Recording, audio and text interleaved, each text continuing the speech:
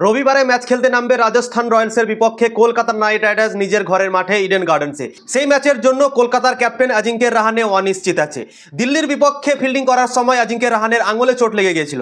চোটের জন্য আজিঙ্ক্য রাহানে মাঠের বাইরে চলে গিয়েছিল এবং সুনীল নারায়ণ ক্যাপ্টেন্সি করেছিল এবং অসাধারণ ক্যাপ্টেন্সি করেছিল এবং দিল্লির বিপক্ষে হারা ম্যাচকে জিতিয়ে দিয়েছিল। এবং আজিঙ্ক্য রাহানের চোট কতটা গম্ভীর আছে এখন পর্যন্ত জানা যায়নি এবং রবিবারে রাজস্থান রয়্যালসের বিপক্ষে ম্যাচ খেলতে নামবে ইডেন গার্ডেনে। সেই ম্যাচের জন্য আজিঙ্ক্য রাহানে অ্যাভেলেবেল থাকবে কি থাকবে না এখন পর্যন্ত কিন্তু নিশ্চিত নয়। যদি আজিঙ্ক্য রাহানে চোটের জন্য না খেলতে পায় তাহলে কিন্তু কলকাতার জন্য অনেক বড় ঝাটকা হবে, কেননা আজিঙ্ক্য রাহানে ক্যাপ্টেন্সিও করছিল এবং অসাধারণ ফর্মে ছিল, 3 নম্বরে ব্যাটিং করছিল এবং তাবড়তোড় ক্রিকেট খেলছিল।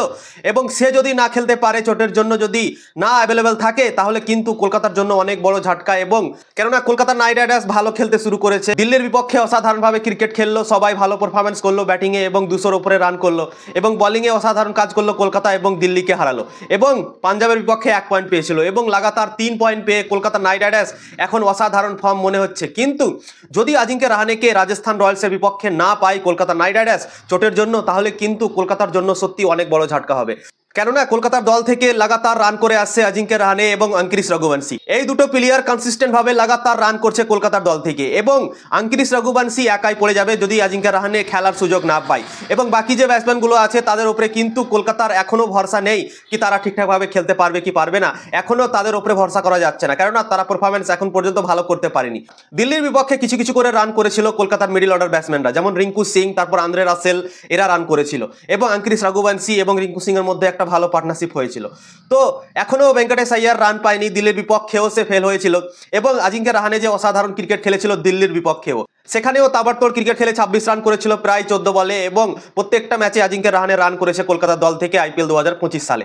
সে যদি না খেলতে পায় তাহলে কলকাতার জন্য অনেক বড় ঝাটকা হবে। কলকাতা এখনো প্লে অফের রেসে আছে, কলকাতা যদি বাকি 4টা ম্যাচ জিতে যায় তো কলকাতা এখনো 17 পয়েন্টে পৌঁছতে পারবে, প্লে অফে কোয়ালিফাই করতে পারবে।